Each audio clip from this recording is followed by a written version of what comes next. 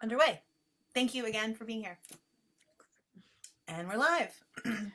Hello, book lovers. Welcome to Authors Love Bookstores, presented by A Mighty Blaze. My name is Kimberly Hensle Lowrance, and I'm your host today. If you're watching live with us on Facebook, I want to acknowledge that this is a difficult time in America and stress levels are very high. We're grateful, therefore, that you chose to spend some of your precious time with us here on A Mighty Blaze. It is, after all, in times of difficulty and uncertainty that there's no better strength or comfort that can be found in books and in our imagination. So thank you for being here. For those of you who are new, A Mighty Blaze is a volunteer effort of writers and creatives who love books and storytelling and authors and bookstores. We work to bring attention to these essential parts of our culture during COVID-19 and beyond. Authors Love Bookstores is a weekly online program that I host and produce in conjunction with fellow writer Jill Moldover. Our goal is to highlight independent bookstores across the US and Canada to tell you what makes them so special and what you can do to support their continued survival. We do this by speaking with booksellers and with the authors who love and appreciate their stores. If you're watching live with us on Facebook right now, please feel free to post a question below the broadcast and we will get to as many as we can later on. We are so lucky today. I've been so looking forward to today's episode. We are so lucky to welcome author Louise Miller to Authors Love Bookstores. Welcome, Louise. Hi, hello everybody. Yay! Louise is the author of The City Baker's Guide to Country Living and The Late Bloomers Club.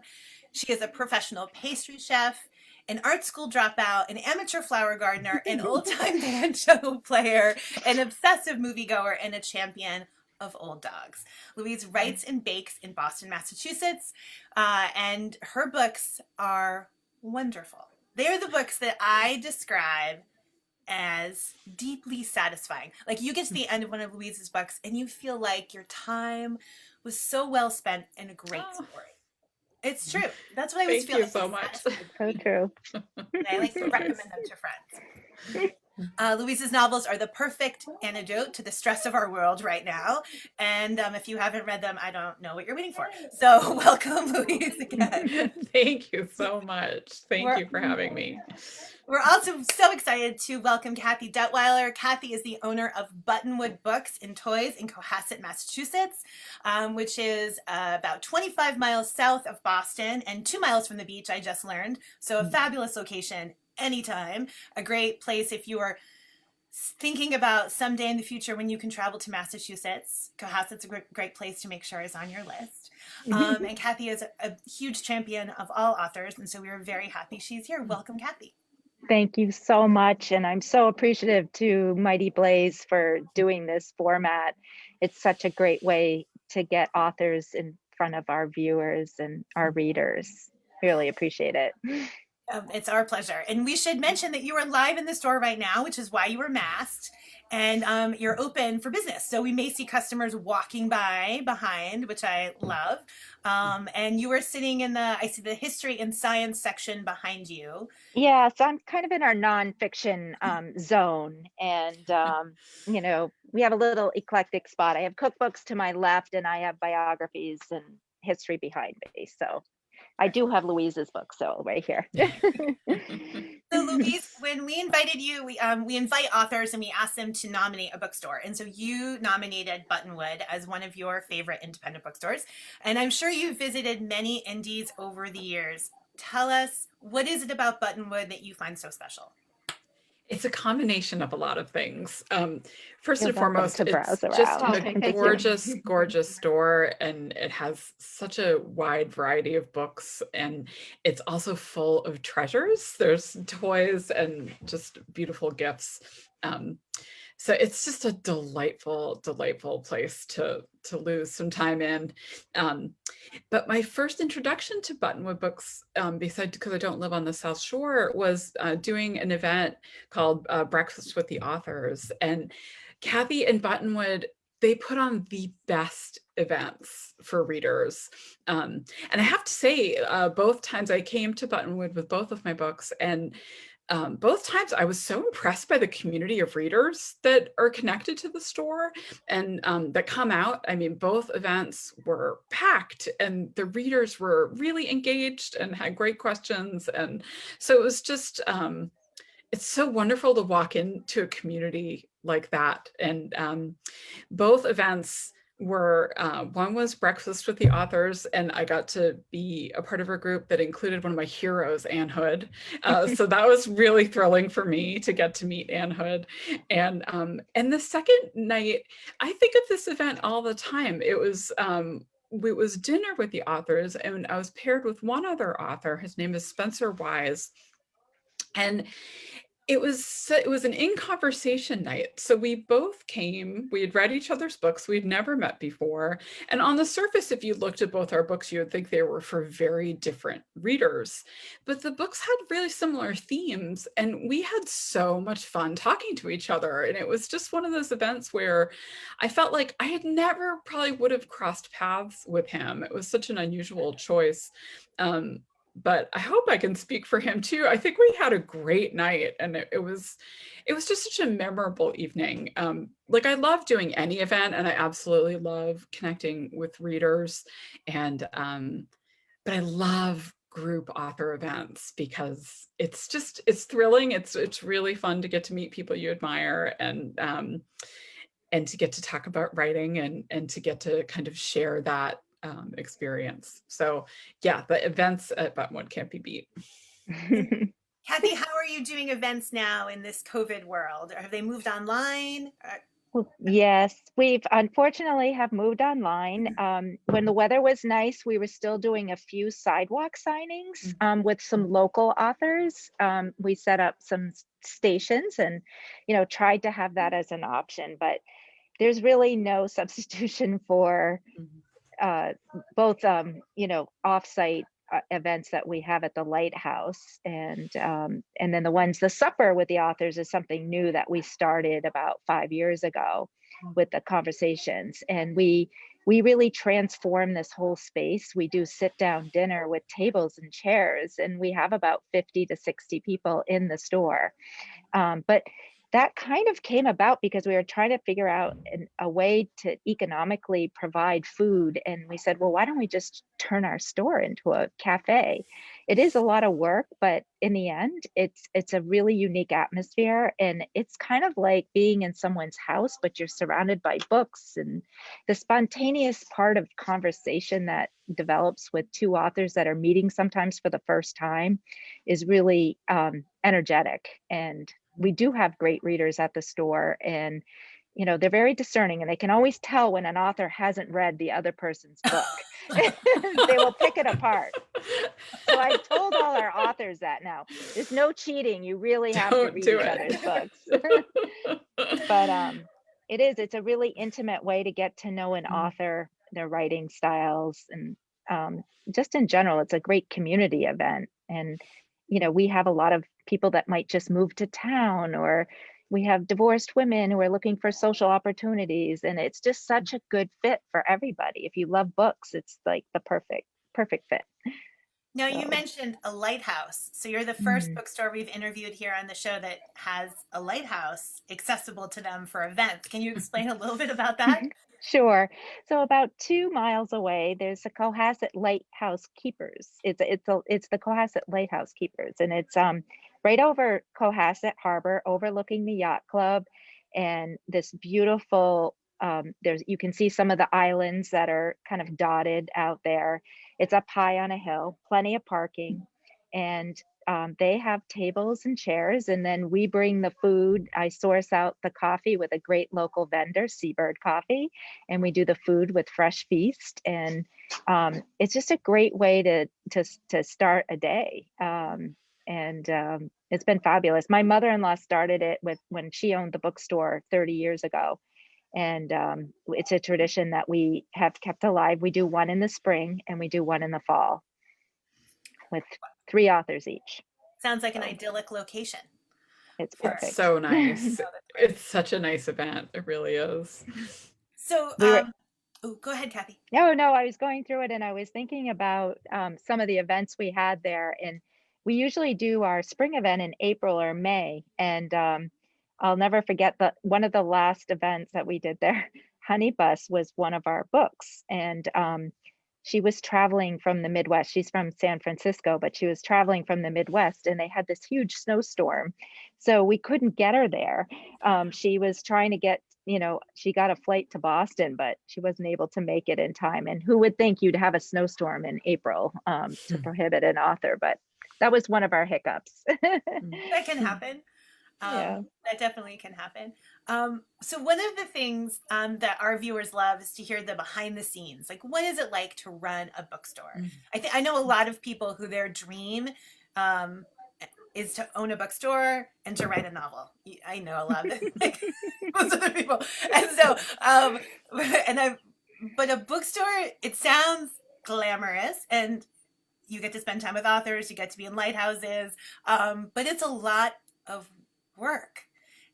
What is the most surprising thing you learned about being a bookseller in this past year of pandemics and unrest at the Capitol and all sorts of things? What's the thing that your biggest take home? My biggest take home is that you have to learn how to pivot on a dime. I mean, you just have to be the type that can say, okay, this is what we're dealing with right now. Let's make an alternative plan and just go with it. And I think before that, you have to have a really good team of people behind you. And I have to do the biggest shout out for my staff. I mean, we had 30 people working for us part-time during the holidays, and we kind of have 25 staff on board kind of annually. They're all working part-time, but it's a big crew of people, but their resources and their knowledge is why we're running the store as well as we do. They're incredible. But yeah, pivot. And the other thing about indie bookstores, I mean, that I have missed in this time, we talked a little bit about it before we went live, is like the ability to just walk in a bookstore and see what the staff is recommending on the staff pick section. Louise was mentioning that earlier. And I love that. You always discover a new book there. And something that's you never would have thought of on your own. Can you tell us a little bit, Kathy, about that sort of the art of making a good book recommendation? Like, I know. it's always fascinating to me how booksellers can play matchmaker so successfully. How do you do that? I know. Well, you are really like a dating matchmaker. I mean, that is really what you're almost doing. First of all, you got to seek out what their mood is when they walk in. And I'm finding during COVID, everyone's in a different place. And some people really want escapism, and they want to, they want a thriller to just take their mind off things immediately. I've got people who can't concentrate, and they need, maybe essays so that they can read a chapter at a time. But when I was talking with our staff, and something we do is we try to have our staff always ask a customer, what have you read recently that you just really loved? And then what have you read recently that you really didn't like? And then talk about the whys. And then usually from there, you can kind of discern where to go, and you get a real sense of where that person's coming from. A lot of times they'll say, well, what are you reading? And it's not always the perfect match. So I think you have to look at their book history too and find out where they're coming from. But we do have a large group of staff readers, and we always have our staff picks in the front. And when I watch people come in the store, it's pretty much the first place they go, and they'll read the handwritten reviews. And I think it's definitely the place to start. Louise, what about you during this time? Have you been reading anything that's been terrific that you want to recommend to other people? Yeah, it's been a really interesting year for me reading, because I've had a really difficult time reading, and that's probably the first time in my life that I've had that. So I've been turning mostly to like nonfiction. I've been reading a ton of nature writers, mostly British nature writers. It's gotten very specific. I am reading, I have a terrible memory, I'm going to space her name, is Melissa Harrison wrote a book called The Stubborn Light of Things. And to promote the book, she's a nature writer for a British newspaper. I'm not remembering which paper. But to promote the book, she did a podcast with the same title called The Stubborn Light of Things. And each week she would go on a walk and take her recorder and tell you, and you get to go through the seasons changing from spring all the way through into early fall. And that podcast like saved me. It really, it was incredibly soothing at a time where I was just really on like a cortisol stress roller coaster. And so I've been reading her book, which is a collection of her nature articles in her column. And I'm trying to think the last novel I read. I've been doing critiquing. I've been doing some reading of unpublished work. So that's been really fun because it's kind of reading with a purpose. But yeah, it's been a challenge. The attention thing's been tough. And also there's just a lot of reading of news. So I've challenged myself this year where I am trying to expand my reading. And so I'm trying to read one nature title every month and one Buddhist studies title every month because it's an area of interest. And then one kind of nonfiction piece. So my nonfiction book this month is Wintering. Is it Catherine May? Which I haven't started yet, but I'm dying to read it. So that's going to be next for me. Those selections sound excellent. I love that you've developed a reading sort of structure for your year. Yeah, I need it. I need to push myself a little. I was noticing this morning that I tend to wake up and go right into the news. And I was on a walk this afternoon. I was like, maybe I should just pick up the book for the first hour. And I think it's unrealistic to say no news or no social media because there's so much happening right now. But I think maybe just carving out a little bit of time before that takes over, I think is going to be my next step back in my reading process. I like that advice. I will listen to it, but I don't know that I can do it. I know it's hard, right? I know, I understand. Kathy, what are the top recommendations that your staff is recommending right now? Well, it's funny. We just did a staff poll. We did like a real best of 2020 recently, just to see, because check in with each other and kind of see what we were finding. And I will say I also dabble between a lot of nature writing. I love Vesper Flights. It's been one of my favorite reads of the year, and I gave that as a Christmas book to a lot of people in my life. Thank you. I did that too. Did you? And it's also really, really good on audio. If you like, her British accent is just amazing. So, and I will put a plug in for Libro FM because that was a new thing that we were recommending, or not new for us, but for a lot of our customers discovering Libro FM. For those that are doing more walking and really want to get outdoors, but also feel like they're doing something, with their mind. So I love Libro FM for that. Can you explain what it is for people who may have not used it before?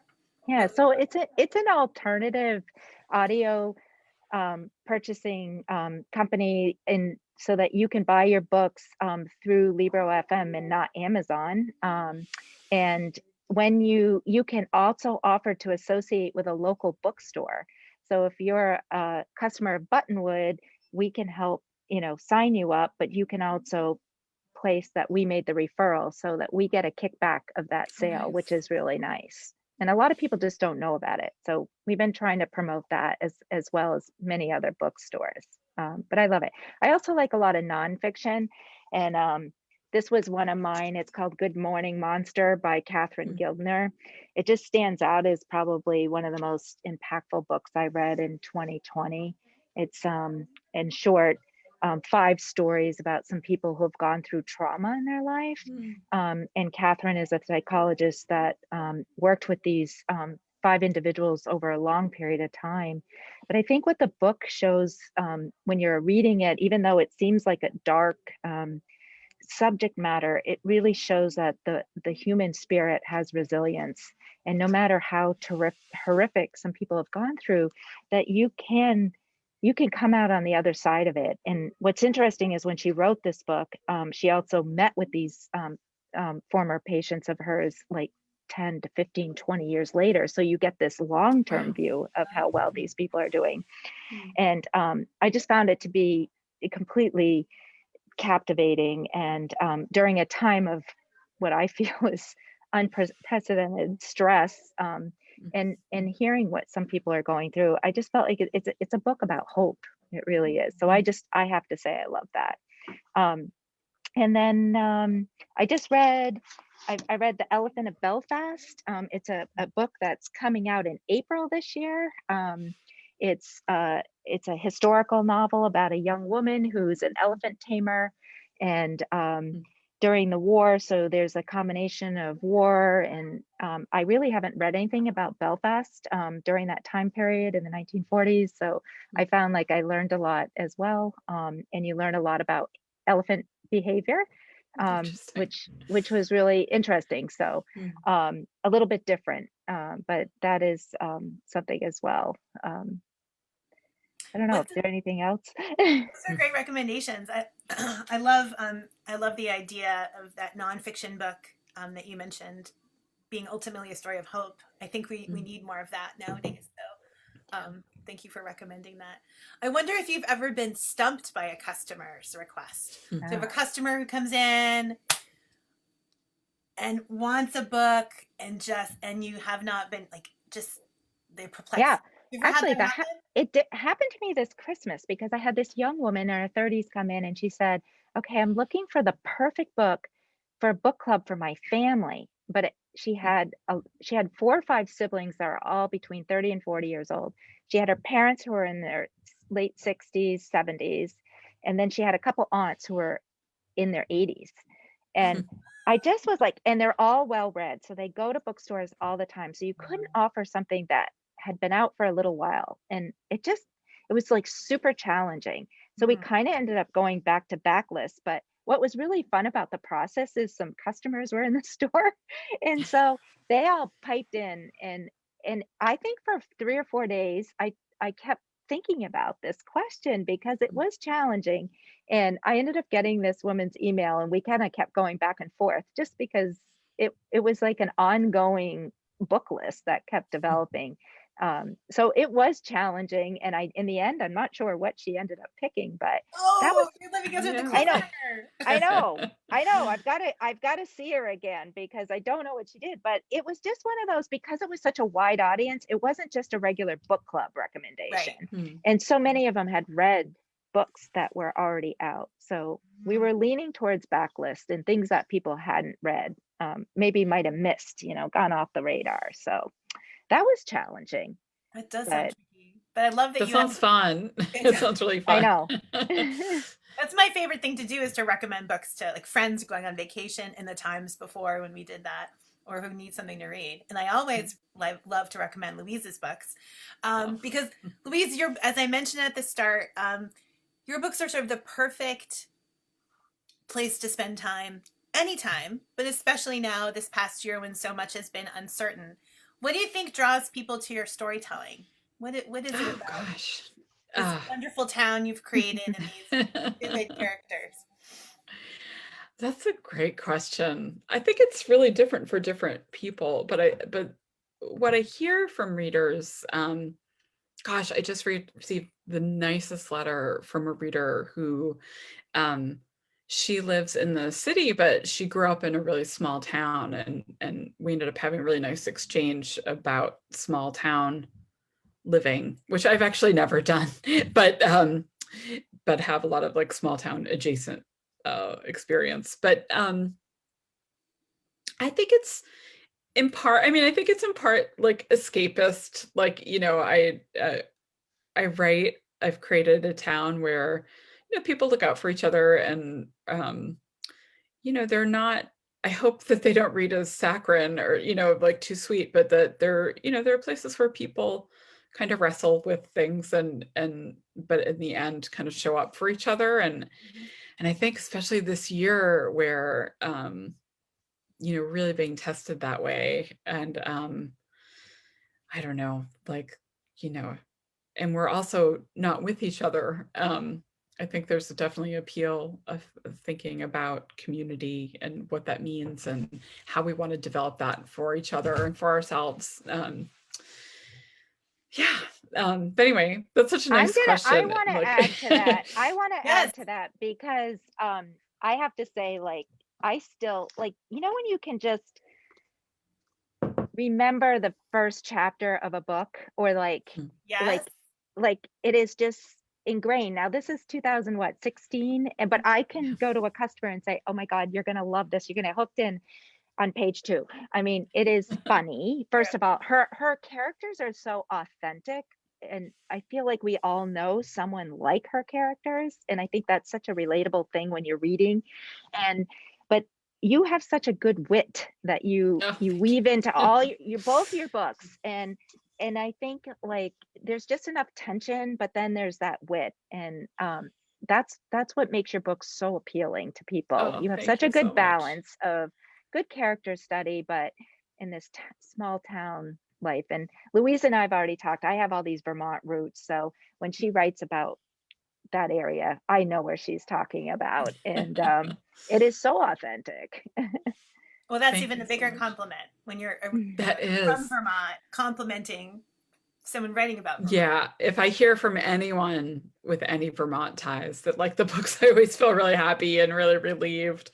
Um, but it's funny, I think like if I have any kind of guiding principle, I mean, it's so nice, Kathy, to hear you say that about the wit, because it's always like, you think you're funny, but you're not sure if anyone else agrees with you. So, I'm always, I think I'm always going towards the details of life that I think are funny. Like that's just something I like to explore.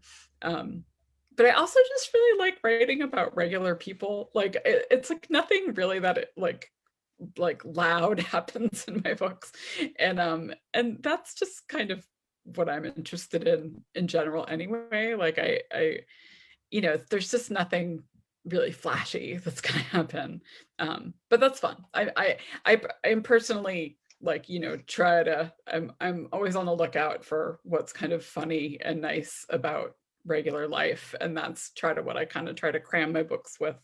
um, like yesterday I had to call a specialty pharmacy to get a really expensive drug for our really old cat. She's 23. And I ended up on the phone. I was on hold for a really long time, and I finally got through to someone, and we started talking, and she ended up telling me this like all this like lot of detail about her elderly chihuahua, and how the chihuahua sleeps in a chair and she puts a blanket, and the chihuahua likes to be covered, so she covers the blanket, the dog up every night, and then every morning she has this terror as she like lifts the blanket up to see if the dog is still alive.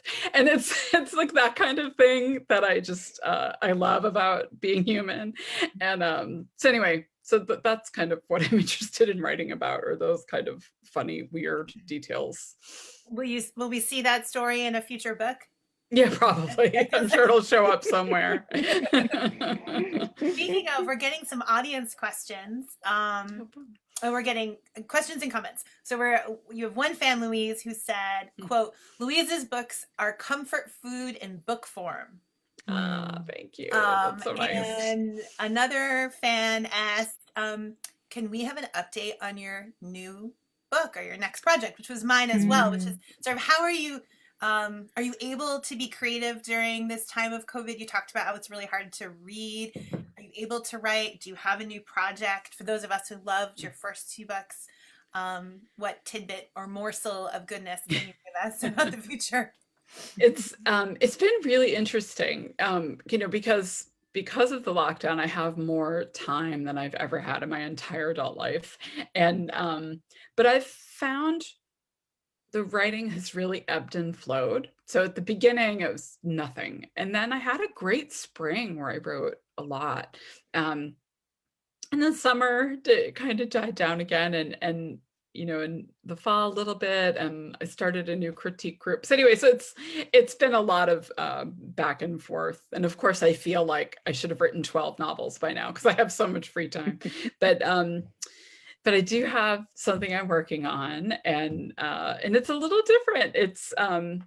It doesn't take place in Vermont. It takes place in the neighborhood I lived in for 28 years in Boston, and but it's all the same themes that I think I'm just a little obsessed with, about kind of what makes a community, and what makes home, and how do you feel like you belong somewhere. And those are definitely like my obsessions that seem to keep turning up. And so I'm having a Food? Will really, there be food involved? there is a food element, Baking?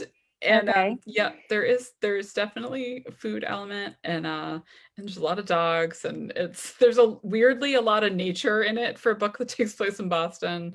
And yeah, so it's that kind of thing, like I have a little fear about doing something different, like, and at the same time, I kind of can't take myself out of whatever I'm doing. And so I really hope that even if it doesn't take place in Vermont, that people will still be interested.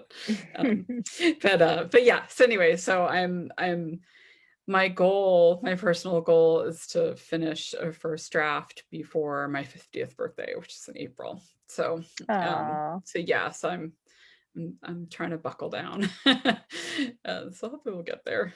Good luck. Happy early birthday. Thank Good you. Thank luck. you. That's a great present to yourself and to all of us as well. So thank you for Yeah, that. thank you so much. Kathy, finish this sentence for us. oh.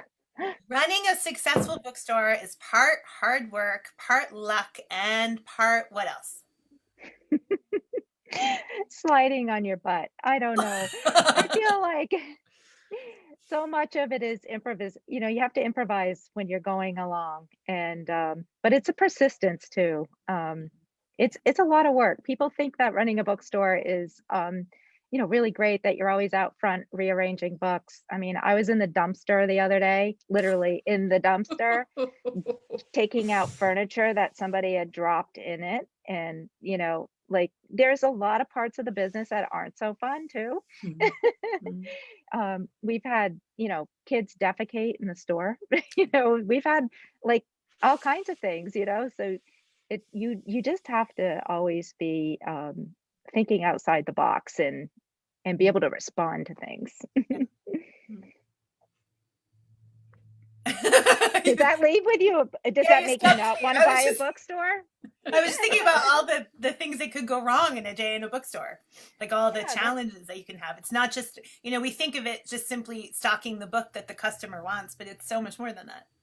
Yeah, it is. And COVID has had its whole new level of challenges as well. And we've had to come up with consistent guidelines that really work for people, but also have alternatives for people, and work unusual hours, like have private shopping nights. And we have a morning a week where people can come in and have more space to themselves in the store. So there's some Thursday mornings, if anyone's local, 9 to 9:30. You just call before Thursday and make a reservation, and you can pretty much have the store to yourself.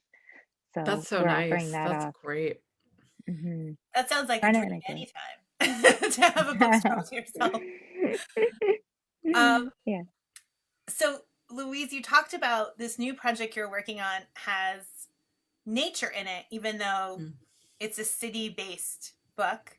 And I follow you on social media, and I'm always struck by your love of nature. You post a lot of photos about walks through the Arnold Arboretum, your urban garden, the birds outside your kitchen window. Okay, now I sound like a stalker, but you know what I mean. You definitely share a lot of the beauty of the outdoors, and I'm wondering, what role does that play in inspiring your creativity? Do you need that to write? Do you find a daily walk kind of clears your head? Like, what advice would you give to other writers looking for inspiration in this uncertain time? It's a huge part of my process, I think. And I mean, especially now, I feel like I have an even deeper appreciation since the lockdown, and in part because I've had the chance to be out in nature a lot more during the week. For me, it's I'm trying to figure out how to say it. Like when I don't walk with headphones in, like I go, and it's this act of kind of just showing up for the world, and making space to just be present and to look around. And I'm always surprised. I take basically the same walk every day, and I'm surprised every single day. Like just a couple hours ago, I heard two great horned owls like calling to each other, and just marvelous. But I find, I mean, the physical walking is very invigorating, and when you're out, it just, it gives you a chance to let go of everything. I don't look at my phone when I'm out. Sorry, all of a sudden, Siri's talking to me. Sorry. But anyway, I think it's so important for writers to give themselves time to not be thinking. It's like you're not trying to figure something out, like just to be open. And I think, I'm not a scientist, but I think there's something about walking like that, like left and right, kind of moving your body, and then not cramming in, a podcast or news, which is what I do at home. And yeah, just letting your mind wander and giving yourself an opportunity to kind of be excited and surprised by the world. But yeah, I find it's funny because normally, my day job is a pastry chef, but I've been furloughed for a while now. And I used to resolve all of my writing problems baking, because it's just a lot of repetitive chopping like that happens at work. And so now I'm finding it's on my walks that I do my thinking about my characters. And yeah, I just find it so important. And I can't imagine. But anyway, yeah, I actually, during COVID, I think like the most fun thing for me to come out of COVID is I started writing a nature newsletter, and it's all about nature in the urban landscape. Because I'll tell you, it's been 9 months. I have seen coyotes, I have seen hawks, I have seen owls. It's just been such a ball, and it just takes slowing down and kind of just looking around to really realize there's a lot going on that you miss every day. And yeah, so anyway, so I love nature, and I'm so grateful to have kind of access. We moved about a year ago to West Roxbury, and so I'm like a 10-minute walk from the Arboretum, which is why like my pictures that's my main place where I walk. And oh, thank goodness for it, because yeah, just during the lockdown, that was my refuge for sure. We're going to post a link below the broadcast to your newsletter. It's called nice. Red Pails on the Fire Escape, for those people who want to hear more about Louise's thoughts on nature and her discoveries. It's a very funny process, like, because like my first issue was all about blue jays, which I think is a funny thing to do, but I'm really enjoying working on it. I can't believe we've gotten this far in our conversation and we haven't talked about baking or pastries. The comments are coming in from our viewers asking questions, and I just haven't even gotten to them yet. So people want to know, because for those of you who don't know, Louise, as she just mentioned, is also a pastry chef, and her books include beautiful descriptions of food. There's a recipe at the back. I have tried to make them. They don't look nearly anything like the actual product that Louise makes, but it was super fun to read the book and then to try to make the dish that the characters are talking about. And people want to know, Louise, what are you baking right now? You're at home. Has there been a go-to dish or treat that you've made during COVID that's brought you solace, perhaps? Yeah, it's funny. Just baking at home has been really fun. I never cook at home. Like I spend so many hours a day in a kitchen that when I get home, I'd rather, just eat cereal. But thankfully my partner loves to cook, and so I eat real food. But yeah, so I started baking at home, and I'm leaning towards the things that I don't get to do at work. So at my job, it's very dessert based. So at work, or rather at home, I do a little bit of desserts, but then you have dessert around all day long, which you don't really want. So I've done some bread baking, and I just bought a beautiful book um, Kathy, you might know. It's Next to cooking. oh gosh, it's something. What's the French word for bread baking? Boulanger. Like, um, anyway, it's this. I wish I had it with me. It's this huge book that's just about bread and like yeasted pastry. So that's something that I'm too busy at my job to get to make like homemade croissants. So that's what I'm diving into right now, is these kind of longer process um, just treats at home that I've never had a chance to master, because it's just, they're really time consuming. Um, so yeah, so it's been a trip, honestly. Like baking at home has just been really like funny and strange. But yeah, no, I bet I've really enjoyed it. And I'm working part-time right now. I work a little bit at my job, and it's like giving me a whole new appreciation of my job. Like, I go in once a week, and it's like I'm just always really happy to be back in the kitchen and kind of making whatever they need. So but yeah, but I just made my sister's adopting a cowboy corgi, which I've never heard of before. They're so cute. It's like half corgi, half like Catahoula hound dog. And so I just sent my nephews cowboy cookies. So I just made a batch of cookies. And now, of course, I only sent them half. So I'm eating cookies every day. Kathy, we've gotten a question from the audience. One of our viewers would like to know if you can recommend a thriller or mystery set in the UK. This is very specific. Oh, in the UK. I guess they want to test your hand selling. Oh gosh, Your I have to book go walk over. matchmaking. I have to go walk over to those books. Oh God, I can't think of the author that used to write these mysteries, and they were all set there. You're putting me on this on I the am. on the I'm wall. sorry. I'm I sorry. know, and part of it is hard because I just finished reading this Long Bright River. I don't know if anybody's read that, but it was one of those mysteries that kind of thriller mystery that I hadn't read, and it was the one thing I just grabbed after Christmas and sat down and read it. But I'll have to I have to walk over there and go look. But that's a great recommendation, even though it's not based in the UK. So that's a thriller that you'd recommend. And that's one of the only books I've been able to read this year. I loved that book. It was so interesting. I did too.